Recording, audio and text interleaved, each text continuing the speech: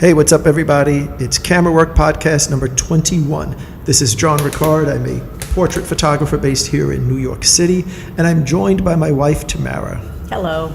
Right. Now, normally Ray Tamara, similar name, is the co-host, but he couldn't make today. But since we didn't do a podcast in 2 weeks, I figured I'd have you come down, so at least we could get one done for this time period, and Ray will be back. Hopefully Friday we'll do the next podcast. So how's everything going, Tamara? Everything's going well, thank you. How's everything going with you? Good. You're on summer vacation because you're actually a speech therapist for the Board of Ed, correct? I am, yes. Right. But it's coming to a close. Right. What's going to close? Summer vacation? Yeah, summer vacation. Right. Okay, so she's not really into photography so much. She does an Instagram page, which is called? Tamara NYCC. Yeah, it's kind of weird, right? TAMARANYCC is her Instagram if you want to check out her stuff. She actually gets more likes than me, which I find really frustrating because I don't know. I try to do all the stuff you're supposed to do. I deserve my likes, thank you. Well, you play the game, meaning you interact with people there, whereas I'm kind of stubborn about that and I don't want to do it. Like, I just want to post content and not have to like other people's pictures and comment on their pictures. And when you do that on Instagram, it doesn't really work that good. So, I tell you that all the time. Unless you're like a mega celebrity in the, I don't know, reality TV world or some other world of television or YouTube. right. That doesn't work. Talk more into the mic. Oh, sorry. Yeah, right. Okay. So, yeah, and it's funny because you have fewer followers than me, but you generate more likes than I do because you interact with the people more. Right. And I think the other thing that helps with the Instagram likes is... But I think I enjoy it because I'm following a lot of the people who have similar interests to me, so it makes it more interesting. Right. Most of your people are somehow care about like hair and beauty and things like that. Girl Box Crew. Right. Whereas my Instagram feed, it's mixed. Like there's people who joined me because they saw me put some BET content when I was shooting at BET. Then there's people who've seen me put up like, the girls from Show Magazine. And then there's people who've seen me take jujitsu pictures and post those, and the street photography or the Leica photography that I do with the Leica. So my people are scattered all these different places, and then, like the guys who joined me because they wanted to see the girls from Show Magazine, they don't care if I put up a picture of Bow Wow from 106. So my fan base, so to speak, is so scattered that it certainly hurts my Instagram game, and frankly, in some ways, I think it actually hurts my career too, because rather than focus on one area, I'm always kind of spread out all over the place, and sometimes I think that hurts me a bit, being a little too spread out. Yeah, Right. that can be good and bad. Right. So you can go deeper into that conversation. Right. Now, anyway, so I just finished a magazine shoot a few minutes ago, right? And you came to meet me afterwards. We're going to go eat or something like that. Hopefully. But there was one nice little moment. I mean, it was really minor. It was very minor. But I just thought it was nice, and I think it's cool when you get these little moments of something nice. So two of the girls were obviously experienced at modeling. We shot 3 girls today. 2 were obviously experienced, both beautiful girls, right? And they've done a lot of stuff. They've been in front of the camera before. Right. Then a third girl was actually someone you found through Instagram. Through Instagram, yes. Right. Which is funny because I've given quite a few people like jobs through Instagram that I found, like hair people, makeup people, nail, manicure people, and models that like I found on Instagram or you found on Instagram. But like nobody ever finds me on Instagram. I don't know. It works like I'm doing. Well, because I guess like you say, the people who are following you are so hodgepodge, that it's kind of hard to find, people who could use your services. So, right. But anyway, so when I said to the third girl, the girl who came from Instagram, and I said, wow, what a great shoot. Like the 3 of you guys were just great. You were all beautiful and you were good on camera. She goes, well, those other 2 girls were beautiful. And she really didn't feel she belonged there. And she's a gorgeous girl, Right, but she didn't feel she belonged there. And what's funny was, in terms of posing, she didn't belong there because when we went to shoot girl number 2, we went to shoot this girl, the Instagram girl. When we went to shoot her, I stopped and said, after I shot her for like 30 seconds, I said, let me take you out. And let me finish off what I need to do with girl number 2 instead. I know. I just saw it. We just saw a mouse walking around. Oh, it's so gross. My daughter is here, and she's like creeped out right now. It's okay, Angelique. He's not going to climb up the computer. I wish the camera was on her. She's on the computer, and she's so creeped out. I saw him, and I wasn't going to say anything. Oh, it's so gross. I hate mice. Like, you have no idea. Anyway, so I was trying to shoot girl number 3, the Instagram girl, and it was hard to pose her. You know, she didn't know how to pose. Right. So I stopped her. Well, there's always like the running joke with the Instagram model, you know? Like, who's your agency Instagram? Right. Because everybody's a model on Instagram. Right, you know? but there's actually nothing wrong with that. We talked about that in the previous podcast. Absolutely not. There's nothing wrong with it. But the funny thing was I stopped her and I said, let me shoot girl number 2. Let me finish her. Which because probably I knew didn't help the situation any. Well, it helped the shoot finish. It helped the shoot, but I'm sure it didn't help her self-esteem. It may not have, but my priority was getting the shoot done. No, definitely. So I said to her, you know, sit down. I finished off girl number 2, got her completely done, and I said, okay, now everybody's done except you. Right. I can take more time and really nail your shots properly. Right. So at the end, when she was trying to say, well, the other 2 girls were pretty, almost to imply that she wasn't pretty, I said to her, listen, you belong here. And let me explain what I mean by that. Because one of the girls was someone I met at BET. As I've known that girl 3 years. Right. The other model, I've met her, whatever, like say 6 months ago. I know who she was. I knew what she looked like. This girl, the Instagram girl, was someone who you found on Instagram, and I used her for a test shoot. We did like a manicure shoot with her. And it was just a test shoot. There was no client. We shot it. You know, we submitted it to a publication. Don't know if it's going to run. So I knew who this girl was. It wasn't like I saw a picture or heard about her. Right. She'd been in my studio. I worked with her. I knew she belonged on the shoot. And I just said that to her. I said, listen, you belong on the shoot. I knew otherwise you wouldn't have called her. I would have called her for the real shoot. Right. And I don't know, it just felt good to be able to let her know that here she was looking at herself like, wow, I'm not in the league of these other 2 girls. And I'm going like, look, you do belong here. That's why you're here. You're not here by accident. You may not know you belong with these 2 girls, but you do. So that felt nice to be able to. It's nice. I mean, sometimes people don't really see themselves the way they should be seen, and it takes like this external individual or circumstance to let them really understand. I think it's always that way. I think you never know. It's not always that way. There are people that you meet and they have such esteem, like they belong anywhere, you know. No, there's folks people, that you meet that yeah, are there's like people that. who can And bob then there are and people, weave exactly, and then there are people everywhere. that you meet where, you know, you really have to try to convince them that they are worthy of whatever. No, but what I mean the is thing that the outside view of you is usually more accurate than your own view. Meaning my view of that girl is At more times. accurate than her own view. I know Right. she's in a league with the other 2. Well, that's because her perception was flawed. You know what I'm saying? Her sense of reality at that moment wasn't true. And I think I'm sure there had to have been something to make her feel as though, you know, it could be her own self-esteem or lack of or whatever. You know, you see a pretty girl, you think that she has it all together, and sometimes they're the most self-conscious. Yeah, they tend to you not know. have it together, which is funny. They are very similar to the girls who are models are very similar to the girls who want to be models in terms of personality. It's funny, you know. But we had something else like mildly amusing happen the other day that I thought was an interesting thing to bring up on the podcast. Was we were shooting a celebrity, not a huge celebrity, but we were shooting a celebrity here. And I brought in a manicurist because that's starting to get really big. Like, I don't know, like everybody's nails are done with funky claw colors and claw shapes and stuff. I don't get it, but it's getting big. So I brought in a nail person, manicurist. She's 19. She's never done anything. And again, where did I find her?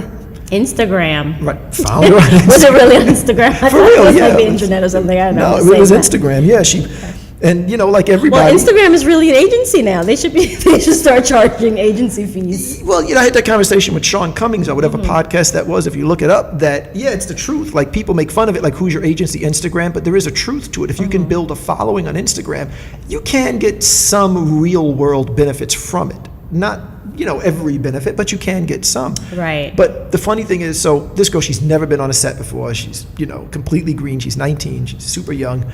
And we got the celebrity there, and we introduced her. She's the nail girl, the manicurist, I guess. And she's a slow talker. Yeah. I heard a conversation that you were Yeah, having. that's super annoying. When you call people in, or they call you, and then I think it's a speech thing for me. I can't do slow talkers like hi. right. But they call you, and then they don't have anything to say. You're like, hey, what's up? And then they just like nothing, and you're going, but you called No, me. they do have something to say. It's just like it comes out really slowly in conversation, something like this. Well, it's even just worse too because much. there's like dead space, and it's Right. super annoying. But the thing was I didn't see it because I'm doing other stuff on set. But from what I understood from talking to like the hairstylist, the manicurist grabbed the celebrity's hand to start doing the nails, and I think she just clipped the nail right away, like clip. Wow. And all of a sudden, I'm on the other side of the studio, and I hear like this little bit of a commotion, like, "Hey, like, what are we doing to the nails or whatever?" And I walk over, and all I'm trying to do is smooth it over because I don't care what happens to the nails. I just want Yes, everybody you do. happy. I mean, I just want everybody happy. Like, You don't want her nails all jacked up. well, no, I mean, I want them good. I just Right. it doesn't matter to me if they're cut or not. It's just Yeah. that the nails look good in the end. So, you know, the celebrities like, well, what is she doing to the nails? You know, what's Right. going on? And I'm There's like, no she's, discussion. You know, it's Right. There should have been a unnerving di- to have anybody just approach you without, Right. you know, that's not like a celebrity thing. That's a people Right. thing. Like, talk to me, let me know exactly what it is that we're doing, you know? right, that should have been done ahead of time. And, you know, and I can certainly take the blame for it for not doing that myself ahead of time. And Right. if she were a more experienced manicurist, she would have done it herself. But anyway, I'm like, she's not going to do anything you don't want done. And just people skills. I mean, we're talking, like you said, maybe 19, the age would get you to not have the skills that you need Well, to I really think- deal with people. I think- because I don't think that's something that, you know, just because you're dealing with a celebrity, you would have to do. That's No, just you a do have people to. thing. No. I think the difference though is that because she works in a salon, when Right. people come to her, she's used to people coming in, do whatever you want to do. Oh I trust God, you. you have no idea. You've never been to a salon. No. Those are the most picky women. Like come Well, I into know that. like a nail place. This cuticle is out of place. You got a smudge Right. here. It's like it is not easy. I think whenever I don't really go to the salon that often, like to nail Right. places, but when I do, I find that the women who go there often are so demanding. They know exactly who they're going to. They have their nail person, Right. and that's the only person that knows how to shape and do whatever and do the cuticles and whatnot. I'm more of like, the person who's like, oh, just do your thing. Do whatever you're going to do. Right. Right. But most people aren't like Right, that. okay. No. Well, that's how this was. Yeah. But the funny thing was, so once that happened, and then a celebrity said, "Look, I need a minute," which is not really good. She's just like, "Look, I need a minute." She needs to She just woosah. needs to like calm down and just kind of feel herself, whatever. She's like, "I don't know what's going on here, whatever." And Right. again, the blame falls on my head ultimately. I'm the one running the Right. shoot, and I should have straightened this out. But again, the girls knew it happens. Whatever. She cut a nail. I mean, it'll grow back. But Yeah. whatever. So the point though is, so eventually she did let the manicurist come back and start working on her nails. She did, and she did a beautiful job, and we ended up shooting a whole bunch of shots specifically for the Right. nails. But the point is this, so after that happened, obviously there's like some tension in the room for a while. It's like it's kind of quiet, and everybody's a little bit on eggshells. Right. And we've got a hairstylist there. Her name is TIffany Coates. And this girl starts talking. I mean, Tiffany starts talking. Tiffany starts talking, and Tiffany's just like, I mean, she's talking like about love and hip hop Atlanta and Real Housewives. So she's breaking the ice, basically. She's breaking the ice, Right. and she's just crossing every barrier and every line that you don't do. Just like, well, I don't know, why Drea's doing this because she need to just do this, and she. Just all these things that you don't, again, and when you're dealing with celebrities, a lot of times you watch what you say. Like, Right. if you were shooting whatever, Chris Brown, well, you're going to be careful not to say something about Lil Wayne, because you don't Right. know, is that his boy? So you don't go Right, like, right. man, Lil Wayne's Yeah. records suck, because you don't know what the relationships are. And Right, you right, learn that right. very quickly when you do celebrities. Tiffany, she's just going no filter. She's talking the way you and I would talk at home on the couch. And she doesn't know this celebrity, but she's just talking. But the point is, she is so overbearing with it and so real and so genuine that she changed the entire mood of the shoot. Right. This celebrity could not act like, oh, I'm offended because someone cut my nail. Because you were there with a homegirl. Right. You got a homegirl here, and she's just looking at you like, and she's sister saying the things girl. everybody knows and wants to say, and you can Right. now kind of chime in because Right, she's let you know yeah, this is the kind of room right. we're in. We're gonna just sit and we're Yeah, gonna it's talk more shit relaxed about now, exactly. Right, we're gonna talk shit about whoever and whatever we want Right. to because we're all friends and Right. we get along. And I mean, I was so grateful to have her there. It's amazing. And a lot of times we're cognizant of how one bad influence or one bad element in the shoot can really Right. wreck a shoot. One model who's snooty can just ruin the whole mood and ruin the pictures. But Right. the reverse is true too. When you've got this killer personality, And not that- just the model, but you can have a styling person that can Anybody. do something. Oh, of course, right, especially if it's a that can- person who's yeah. high up. If he's like the creative director and Right. he's not being right, yeah, it just wrecks. Right. It kills the fun and it kills your creativity of what you can do. Everybody's self-conscious and nervous now. He's cutting people down or whatever. But boy, when you've got someone like her, and it was something only she could have done. Like I can't do it. Right, because that's her personality. She has that personality and it's that so real. that breaks down barriers and breaks Right. down, Right. you know, fronts that people put up. Because at the end of the day, we all get on the couch and we all talk a bunch. Yeah, of we all do nonsense it at home. about, We're just afraid you to do know, it in mixed It's company, funny because like you know. even if you listen to radio shows, not care which city you go to and which state, whatever, you're listening to, you listen to morning radio. And what do they talk about? They talk about stuff in the newspaper. They talk about mainly about stuff on TV. And now a lot of that is geared towards that reality show programming. That's all it's or about like, these days. Yeah, because that's popular TV. So, I mean, we all want to talk about those things. So I feel like whenever you do have someone, you know, who can just kind of break down all of those walls. Yeah. And she's genuine. Yeah, but And not that's really right. the The key. genuine is the thing. She's Yeah, she's self-confident genuine. about it, and it's Yeah. not fake. And it just it changed the entire mood of the shoot. I was so glad. TIffany Coates, I think she lives in Jersey. Fantastic She gets a hairstylist. star and- sticker. Oh my God, it was fantastic. I need to buy her an apple or whatever you're supposed to do. It was just beautiful, and it just goes to show how important the right team is. And I refuse to say like Matthew Jordan Smith because it's just too corny. He always says, what does he say? Oh God, what is it? Oh, team means together, everyone achieves more. And I'm like, did he really just say that? Like, he's such an amazing photographer, but You're it's a so Matthew corny. Jordan Smith stan. I love his work and I like him a lot, but I can't be that corny. I always make the joke that me is the most important. Like, you can't spell team without M-E, me. I'm the most important person in a team. That's the joke I always make Yeah, about but if it, you're the though. most important person, then you have to be that person also that knows how to intervene and Right. and change the shoot to where it Well, needs to in be. that case, because I like you couldn't said, do it. you know, you're responsible for Right. the good and the bad in the shoot. Yeah, ultimately You know it's what I'm mine, saying? but the only thing I get credit for is to Yeah. create the mood, the initial mood that Tiffany knows she can go off like homegirl at that Yeah. moment and it's gonna work because that's cool with me. Uh-huh. So I get credit for that, but in reality, she gets the credit. And there's a lot of rooms I can work, but in Right. that situation, no, I could not have worked it. I could not She have gets saved the it. credit, She gets the definitely, credit, you know. of course. But I was thinking about something else today. I was thinking about fear because, like, we had an incident today in the house, a personal incident that was like, my God, it really, really shook me. Shattered your soul. It did. You want to describe what happened this morning? I think you should describe what happened this All morning. right. So I've been studying Brazilian Jiu-Jitsu for a very long time. Right. And my daughter, I trained my daughter. My daughter is 8 years old. She's been studying 3 years. And she knows that I think the syllabus is 32 techniques that she studies, something called Gracie Bully Proof. It's similar to a white to blue belt Brazilian Jiu-Jitsu program. And she probably knows like 27 of the techniques plus a lot of 10th Planet Jiu-Jitsu stuff too. She knows a lot of techniques. It's Marcelo Garcia. She knows North-South choke, all this stuff. And recently we started teaching with her friends, which is amazing. I mean, she's got her 3 best friends who are all 8 years old in the 3rd grade are like, we want to learn jiu-jitsu. And they like forced me to do it. They kept asking and asking. Right. Once I mentioned it one time, they asked forever. We started doing it. And these girls are so gung-ho. They want to roll. They want to learn techniques. They pay attention. So you have an hour class every week. Right, on Sunday Right. morning, just for them. It's just my daughter plus 3 girls, whatever. And then first we had this little incident. One of the girls is doing something we call a trap and roll, where she escapes from the mount by trapping part of the body and rolling over and getting a superior position.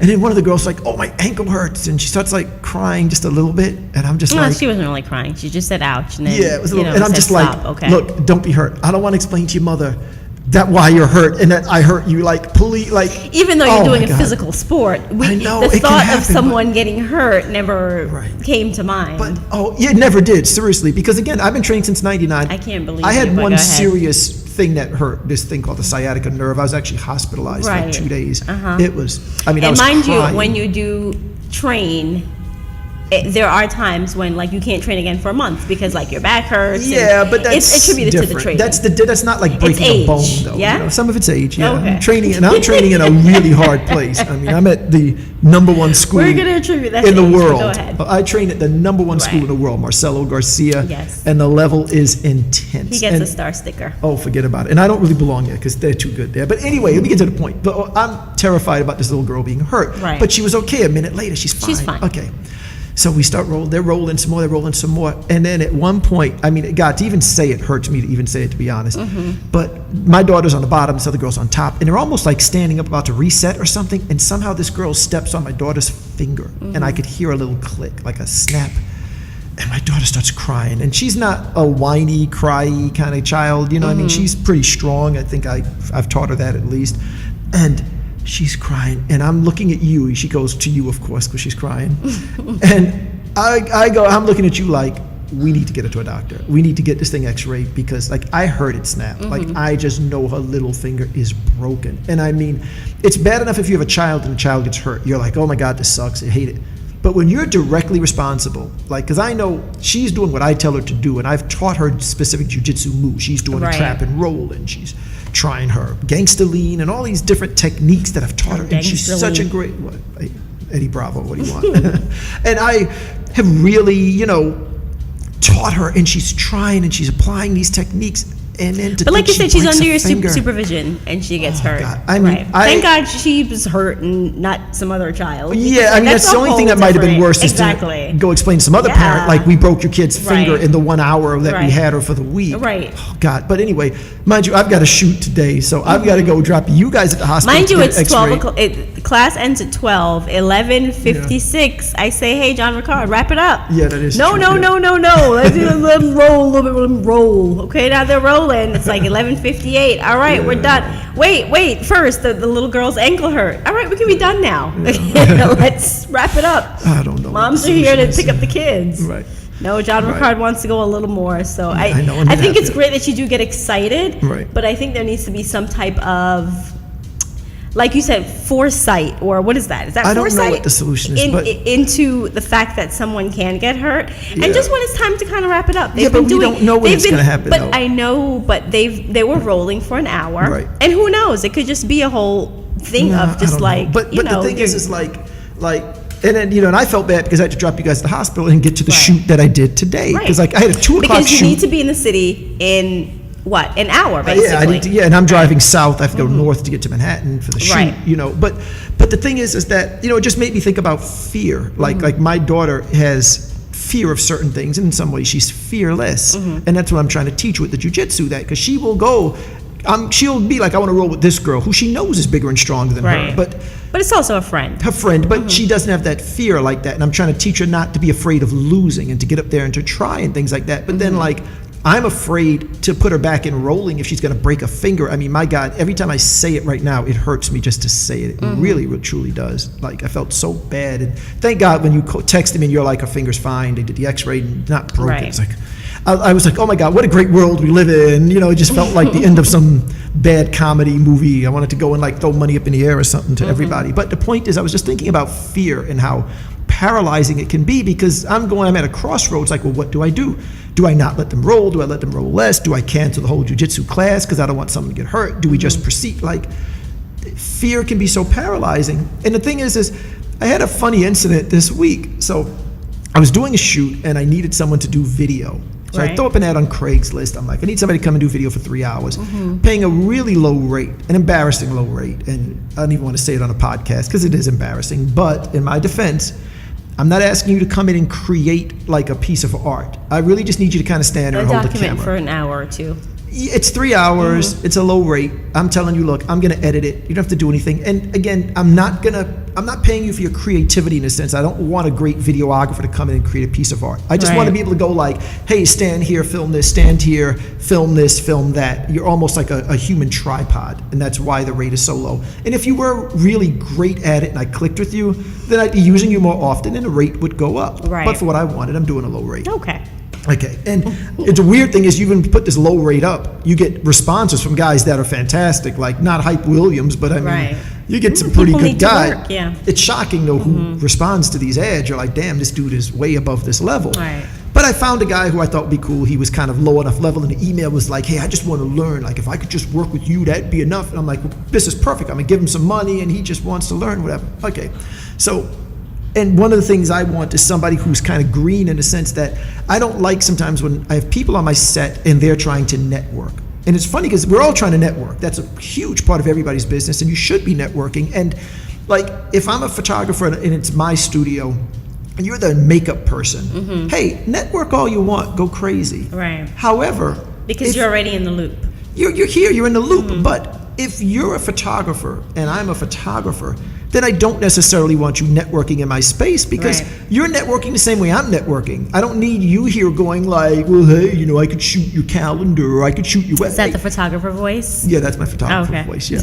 And, but the thing is like, that's what I'm trying to say to the person. So I don't need you there. So sometimes I don't like having certain types of personalities in the studio. Sometimes I need you to just kind of fade in the background. Right. And I've had assistants where I've said to them, today, you can go crazy networking. Talk to everybody, make every connection you have. Because for whatever reason, I don't want to work that room, whatever that shoot is. I won't go into all the details, but I'll say that to them sometimes. Other times, they understand, like, you're not supposed to be approaching the model on my shoot to set up your own shoot, because that's what I'm doing. That, you know, get a million other places to network. This, you can't do it. So anyway, I get a guy who looks like he's not going to be that way.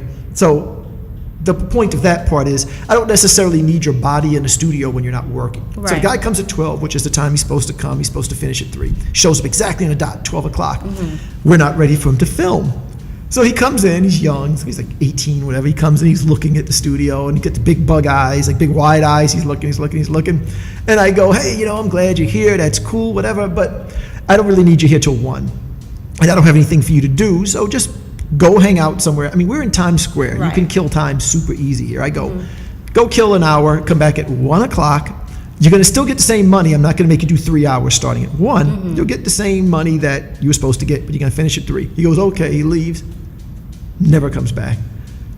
And like, I'm thinking about it, like, nothing can happen in the hour. Like, it's not like I think he went out. You never know. Oh, come on. Yeah.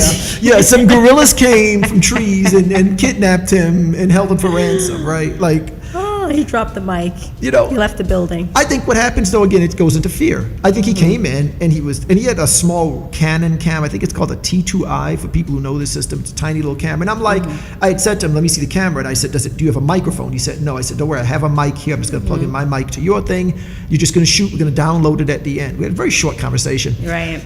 But I think he was so scared. Like, he looked in and he's seeing like hair, styling, you know, hair person, a makeup person, a styling person, a semi-celebrity, you know, photographer, like all of this stuff in the lights. Was that shade studio. a semi-celebrity? Well, was it whatever. a celebrity or You not? know what I mean? Like, I just meant it wasn't a celebrity. That was shade, John Ricard. I just mean it's not a celebrity that he would recognize, but yes, it was a celebrity. Okay. But the point though is like, that fear for some people can be so paralyzing that like, rather than step up to the plate and be like, okay, I'm gonna do this, he got so scared after walking into my studio for 30 seconds that he left. And like, I didn't care in a sense of like losing the shoot, like losing his video. I was just like, okay, whatever, like there'll be another shoot next week, I'll videotape that. Right. But I kind of wanted to just email him and be like, dude, like, if you're too afraid, like, maybe this isn't the field you need to be in. Well, you don't have to tell him that. If he's afraid and he doesn't want to come back, I think he knows that I'm not ready for this, you know? But you see, I think he made that decision before you could even tell him. I know, before I even met him. But the thing is I feel this need to tell people stuff, and, like... You sure do. I know. I do it to you all the time. And you know how not to listen, apparently. I know how not to listen. Unfortunately, this poor little camera guy probably ran off after you said something real shady to him. Well, something I shifty didn't. Shady about his camera. No, I probably looked at it like that. But and it leads me to another story, which is, I think, a little funny, is that... Story hour. It's the John Ricard. John Ricard's story time. Storytelling. So look, bedtime stories. So I've been trying to get a wedding photographer to be a guest on the podcast, because we haven't done that. Everyone who's been a guest so far has been kind of in that vein of myself and Ray. It's like a week in the life, because I think you've been like recapping. So, well, that's what the podcast, what's the podcast supposed to be? I mean, you know... Go ahead. I mean, what is it supposed to be? It's a week in the Go life, on. you know? And hopefully something happens to talk about. But I've been trying to get a wedding photographer because we've never had that. Everybody we've ever had on as a guest has done what I call like editorial or corporate, not necessarily shooting executives, but they're working for Sony, they're working for Atlantic Records, they're working for magazines and stuff. We've never had someone who works with regular people selling prints or being hired to shoot a wedding. So I've been wanting to get one. So I throw up an ad on Craigslist like, hey, I got this podcast, here's the link, I'm looking for a wedding photographer. Okay, and I get a decent number of responses, and I'm going to try to get one on the next podcast. Right. And Ray will be on that podcast, by the way. Yay, Ray will be back. Yes, which is good. So one of the people who responded, because everybody who responded, I looked at their work because I wanted it to be someone who is established and good at what they do. We've done the episode several times about like what you need to do to break into the industry, what you need to do to get started. I didn't want it to be that. So I wasn't looking for a wedding photographer who was like learning the ropes, because that just wasn't the focus of this episode that I want to do. I want to talk about someone who's established. So one of the people who responded, I look at her site and the work is pretty bad.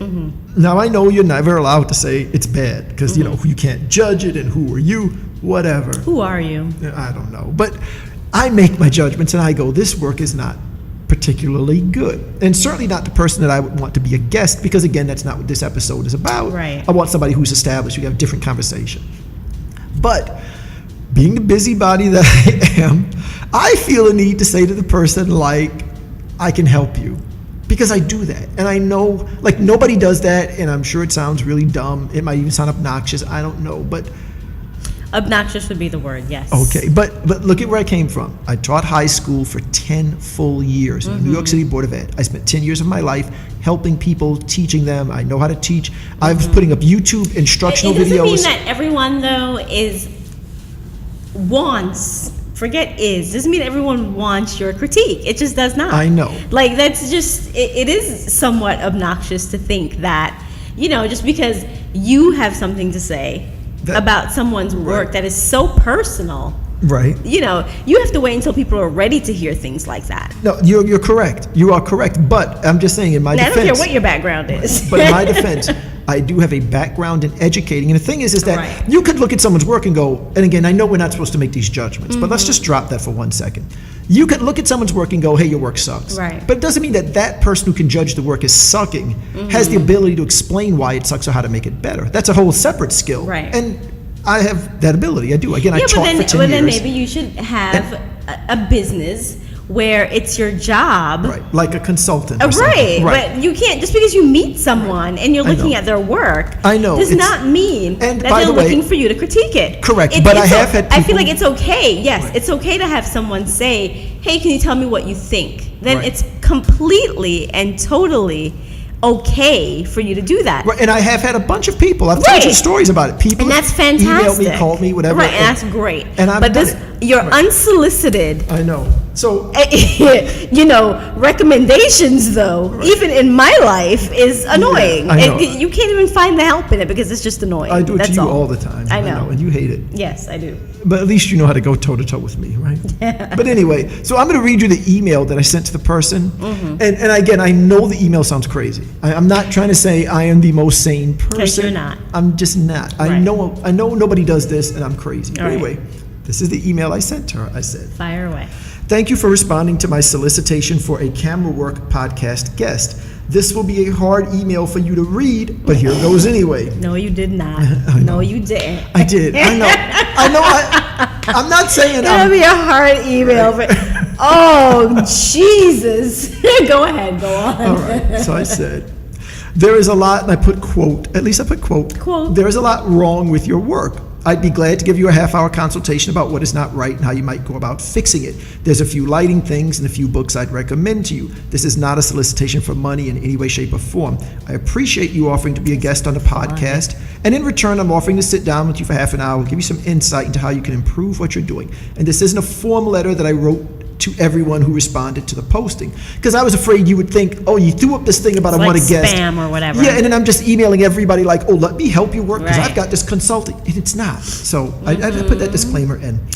Disclaimer was added. I wrote, I'm writing this to you after checking out your site. Right. And I put, I know the ego can get in the way. It can be hard to read an email like this, but if you're able John to... Ricard, the psychologist, speaking about the id and the ego. I'm shifting gears. Go on now. I said, but if you're able to drop your ego, send me an email and we can schedule a quick sit down. Okay. And I said, let me know. As she picks up her heart and her face and everything after reading this email, let me hear the response. So I said, let me know, even if you don't take me up on the offer. Is this a female or male? It was a female. By the way. I said, let me know, even if you don't take me up on the offer, best of luck to you, okay? Now, would you do this for a male? Let's ask, let's hear her response and then let's talk about the response that. is very short. Let's talk about the gender. But I would have done it for a male, yes, and I have done it. Like I said, I could name people, but it would be like... But people who solicit, yeah? You don't have to name people, but are these people saying to you, well, hey, what do you think? Can you Not all tell the me? time, but sometimes people have. But again, Okay, there's but go people ahead. who have helped. Let's have that conversation but anyway, afterwards. But she wrote in response. She wrote, John, I did not email you for your critiques. I know. I know something of that even was funny to me. Right. I know. Even that I was like, done. I saw that and I was like, here we go. Serve. Go on. But anyway, she wrote, John, I did not email you for your critiques of my work. I emailed for the podcast. Have a good day. Damn regards. straight. And she put her name. I'll call her Jane, which isn't her name. She put regards, Jane. But here's my point. You can make whatever point you want. Okay, my point. Again, what is that? That's fear. That's all it is. Because, and I know I'm It's cutting not fear. You insulted the woman. No. Okay, even if I insulted you. Yes. The fact of the matter is... She might not need your help. Oh, she does.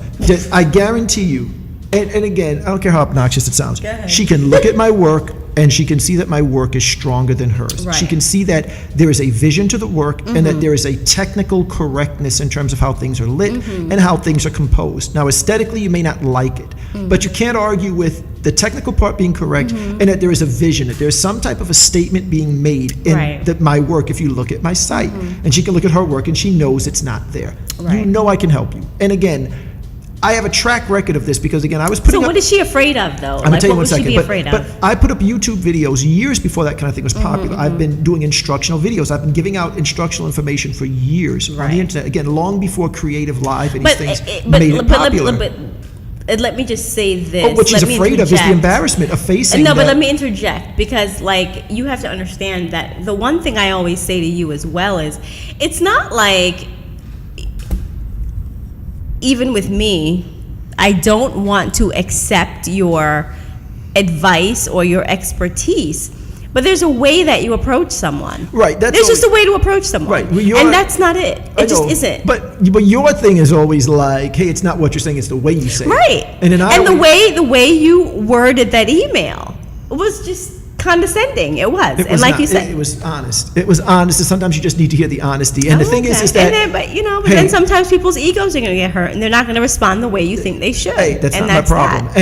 And like, sucking at photography is not a lifelong condition. You can fix it. And believe me, I can sit with you for half an hour and explain what's wrong with this shot and what you need to do to make it better. Right. But the thing, like I'm saying, it's fear because you don't want to face that honesty. You don't want it. You want to just pretend you're... And mind you, the person who I'm talking about, by the way, and this is for anybody who understands photography, there's a person whose website says, I do weddings and you get the CD of the entire wedding when we're done. And people who really shoot weddings know right off the bat that that is not a successful wedding shooter because the successful wedding shooters, they're selling prints and they're holding on to the digital negatives. They're some of the best businessmen in the entire, and businesswomen in the entire photography business because they're not doing work for hire. Right. They're not taking little tiny day rates. They're making a lot of money, a lot of these people. And with the ones who are like just burning a CD at the end of the shoot, those are not the people doing great wedding photography. Right. So, and I would tell you that, but you don't want to hear it. You'd rather pretend and go to Facebook. Well, yeah, she'd rather pretend and go to Facebook and Instagram run along and have all and do these her likes. thing, yeah. Right. And you're kidding yourself, but like Tupac But said, she's happy. She's fine. She's supporting completely herself fine, and doing what she wasn't asking for she wasn't soliciting your advice. No, she wasn't. Expertise. Like she told me in the email. She sure did. But I've quoted it before. But like Tupac said, you can tell the people you now roll we're quoting with. Tupac. You can tell the people you roll with whatever you want, but you and I know what's going on.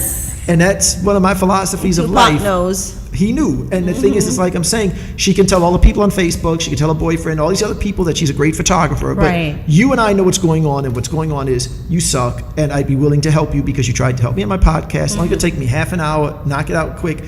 you're afraid to do it. Well, she didn't want your help. Hey, nobody wants my help. Do you want my help? Do you ever want my help? No. Okay. So I'm very used to nobody wanting my help. That, is completely fine with me. But I'm going to continue to do it. And every now and then, someone is going to respond, and they're going to be like, yes, wow. And God will love you for it. And oh my God, it's so funny. I wish I could find the email. I doubt that I could. But talk about something if you can, so I can see if I can find this email. Talk about something. Like what? I don't know. Talk about something. Let me see if it shows up in the search.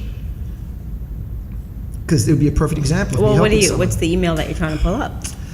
I guess I'll do it without. Oh, if you helping someone? Yes. You help people all the time, John Ricard. You are the Mother Teresa See, this would have been photography. a really good point, though, to You make. are. Oh man, I wish I had it, but I'll try to tell it without reading the actual email. Okay, but the story is slightly weaker without the email. But essentially, I was at a jiu-jitsu tournament and I was shooting it, and some girl came up to me and she said, "How do you get a pass to shoot the tournament?" And I said to her, what you do is basically you find an outlet, find somebody who's going to run the pictures, right? And you email the people who run the tournament. And you're like, "Hey, I'm shooting for such and such. Can I come and shoot the tournament?" And I did something for her that, in a sense, could be considered wrong, but I did it anyway. I said, "Look." She was from a school that was pretty prominent in jiu-jitsu. I said, they might let you because your school is pretty big in jiu-jitsu. They send enough students in. I said, I'll tell you what, I'm going to give you the email of who you would email. Right. Just don't mention my name. Don't say you got the email from me. Just act like you got this dude's email from God knows where. Right. I just gave her the email. I extended myself to her. I didn't have to do that. But I just said, here's the email, whatever. So 6 months pass. I'm shooting the next tournament for the IBJJF, International Brazilian Jiu-Jitsu Federation, and some girl walks up to me and she says, "Oh, I just want to thank you because I got into this to shoot this tournament because of you." Right. And I'm trying to remember, and it just took me a second. I'm like, "Oh my God, I remember it. It was some girl I was talking to. This was right over here." I pointed to the corner. She's like, "Yeah." She says, "You gave me the email of somebody," and I started laughing because I hadn't remembered that. And I'm like, "Oh my God, that's right. I gave you the email," and I was like, "Do not mention you got it from me." And she just said, "I just really want to thank you because I'm only here because I spoke to you and you extended yourself and you tried to help me understand what to do." And so she thanked me there, and about 2 days later, and that was the email I was going to read on the podcast. I had it in my notes for a previous podcast and never got to it. But she sent me an email and she was just like, "I just want to thank you for doing that." She's like, "What is going on in my career?" But she asked for help. She did ask for help. She extended herself and she reached out. But I think the thing that you tend to not, and listen, like you say, you're not going to stop doing it. You're going to solicit as much as you can, possibly find photographers who need your help, whether they ask for it or not, and give them your critique and tell them if their work is good or bad. Which, like you say, is obnoxious. And as long as you have that understanding that it is, not everyone is ready for help and not everyone wants help. And then you don't know who I am, and then you don't even know maybe I am trying to take your money. You don't know, so whatever. And it's not even that deep. I don't want, leave me alone, It's just, I'm fine, and leave me. But, and I would say too about myself though, I've gone for help, like Selena Maitreya. I have given her money you're on a constant, to help me. But I'm saying and she was very helpful to me. Like Selena Maitreya, you can look her up. I'm not sure how you spell it, but look for Selena Maitreya. She's a photography consultant. I went to her, I paid her money to tell me, is my book good? Money's coins. Hey, I said, is my book good?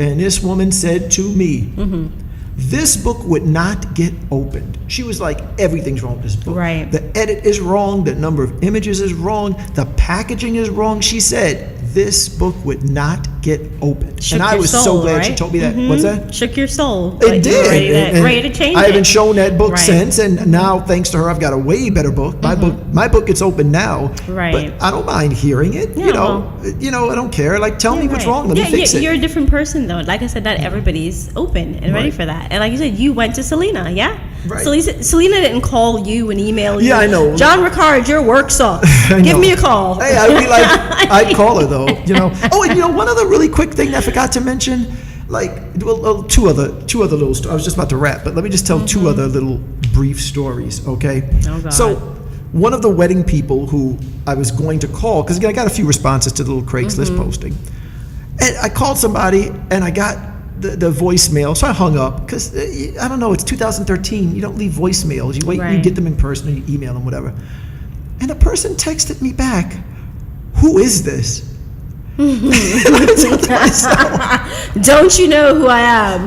But I'm the mighty John Ricard. No, I'm not saying that at all. What I'm saying is, if you're running a business where you post your phone number, They were like, who that? But if you post your phone number on a website and you're dealing with regular people, Right. to me, you should be expecting calls from people you don't know. Maybe they don't get calls. Who is? Someone like yourself, you're not in a business like that. You work for the Board of Education. Right. You don't expect to get random calls from No, people I don't. you don't know. No, I don't. And you'd be perfectly justified to go, I don't answer blocked numbers, I don't answer calls I don't recognize, and I would text people and say, who is this? Right.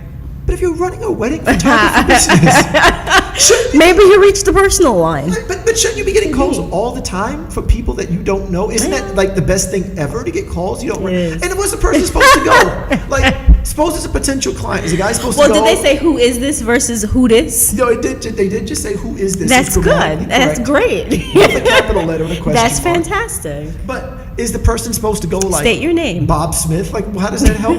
Like, why not just call him back? Like, you put your number publicly on the internet, Right. and someone called you, and it's almost like you're mad that they called. I mean, it's the dumbest thing. But again, I guess it's just poor communication and, like, I don't know. I think you're off base when you do Right. that, Well- you know? But one last thing I just wanted to share that happened in the last week or two, and it was regarding the shoot today, sort of though, was, you're always looking for models. You're trying to have them just ready to go because you never Right. know when you're going to get a call from a book company. I've done a lot of book covers, and you need a model for that. And a couple of magazines that I shoot for, and you need models. it's the last topic, right?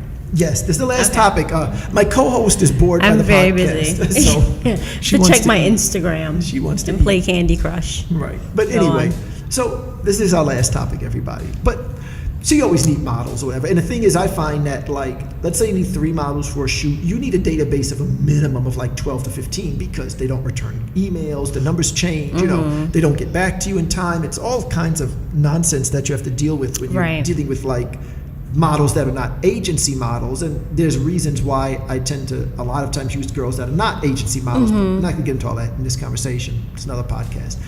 But so, and you can find models anywhere. She's at McDonald's, she's on Subway. Hey, in the middle of whatever. New York. I mean, it's I'm in not New York, like right. whatever. They're all over the place. But the thing that I really feel so bad about is if like 2 girls are sitting together, Right. and one of them is good for the stuff that you do and one isn't. And you just feel so bad approaching them. And this was originally a topic I was, Approaching the one person. right, like you feel like you walk up to this pair and then you're like, hey, you would be good for what I shoot. And you don't say anything, but you're essentially going, and you would not be. You are saying it. You're not saying it verbally, but you're saying it Right. And without using words. Right, by not using any words to that person. And the funny thing is, like, I feel like you're saying to the person, you're essentially saying to the person, like, hey, you're pretty and your And friend's you're not, not. right. And it's like, I wish, and I use certain language. And the friend's probably used to that reaction anyways. Because the other girl's getting all the attention Right. all the time anyway, and she might be a little bitchy friend because she gets all the attention, or the other one could Well, be she bitchy might not because be. she She might be a doesn't. great person, but Right. but you have these outsiders coming in, whether it be like guys who are saying, "Oh, hey, what's up?" or people who are saying, "Oh, wow, you're so pretty," or like you're Right. coming up and Guys saying, "Oh, you'd trying be to great pick her for up, this." whatever. Right. That's my first example. It's Right. just like the guy trying to pick you up, or just somebody saying, "Wow, you're so pretty," or Right. someone And the like other you friend's coming like, up. what am I, invisible? Right, exactly. And I hate Right. being The girl doesn't have to part be of that. bitchy because she's pretty, Right. but Right. you But I'm have saying all you these never know who's external what. issues and things happening. Right. But I feel so bad having to be part of that. I seriously do.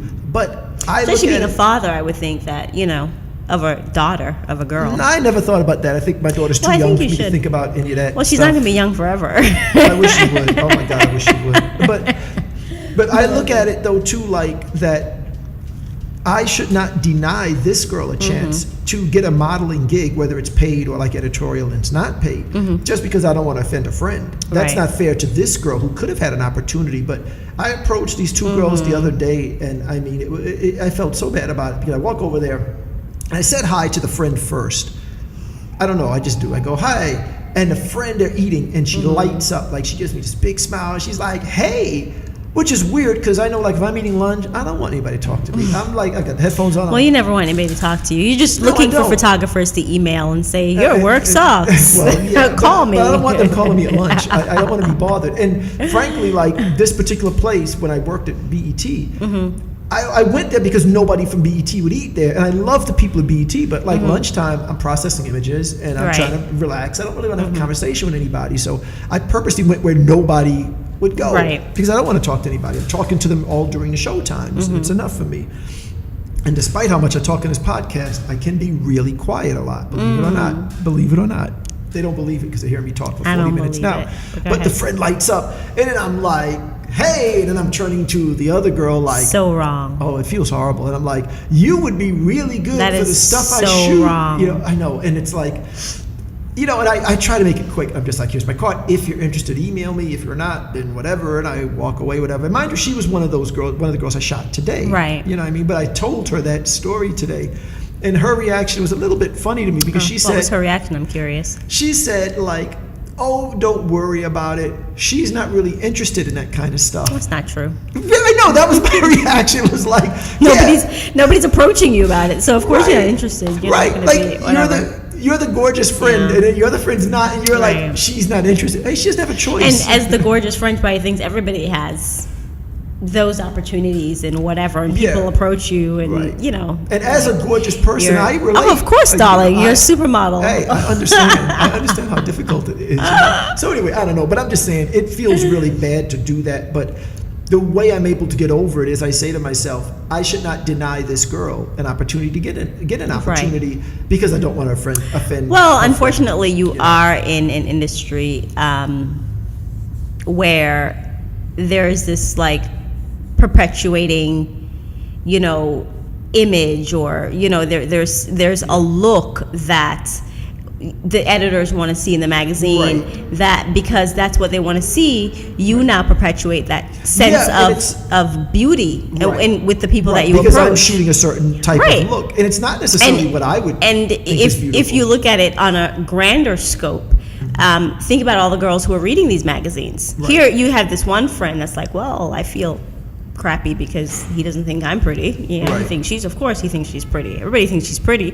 But then when you look in the magazine, that's a huge scale of, you know, you flipping the pages and you don't see a girl that looks like you, who she doesn't have the same body type as you, she doesn't have the same skin color as you, she doesn't have the same hair color as you, she doesn't have the same eye color as you, she doesn't have the same it's like nowadays it's like the you know, everybody has a big butt and this is now my butt's flat, but what do I do? At least so today, I mean, this is the industry that you are in, unfortunately. But the good thing today, at least though, is because of things like Instagram, girls can build a following of their own standard of beauty. They can. And there's a huge... They can, but there is still this huge understanding of what is beautiful. Of course, and there's still nothing can touch getting on the cover of Sports Illustrated. I don't care what your Instagram follower is like. But at the same time, like, you know, in the black community, there's a whole big movement towards like natural hair. Right. That's grassroots. That's starting from Instagram and Twitter. Well, a lot of things are grassroots, which is really great now. It's just a really great way to communicate with like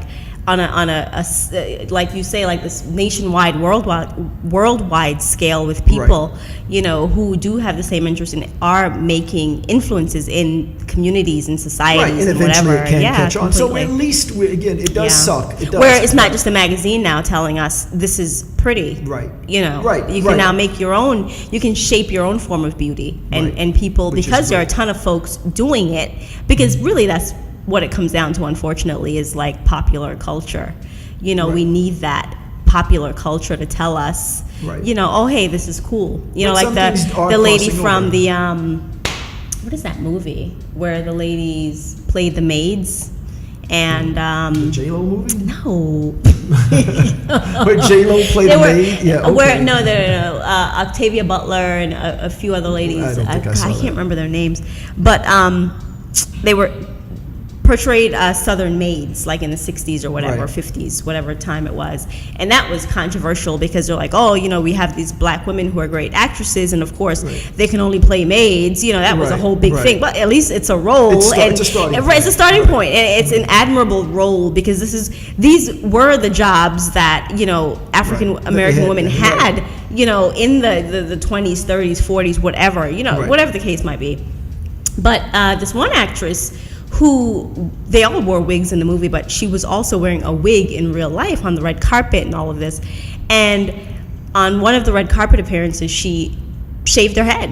And it was just a low cut, her natural hair. She colored it. It looked amazingly gorgeous. You know what I'm saying? Right. It was just like, why the hell was she wearing this wig? Right. Like, what the hell? That was the standard of beauty and like, then. exactly. Right. You're thinking the straight hair, it's a bob and it's a whatever. You're thinking, oh, I look great this way. But here she is with her own hair, Right. and she was stunning, and still is wearing her natural hair. But you need that as well. You need some people to be bold exactly enough to do it. right. But again, I think at the very least we're living I believe in every way we're living in the best time in history. So again, I don't like being part of that system perpetuating a certain standard. But of you beauty. are. But you But are. I am. Yeah, It's and you part of have how to I make a acknowledge living. that, exactly. But at the same and time, it's not always going to feel good. No, it doesn't. Because it's not good. But there are plenty of times that I've fought for certain girls and like, No, we should definitely. shoot her. And I've gotten them in magazines and book Right. covers and stuff. So whatever. But anyway, And that's good.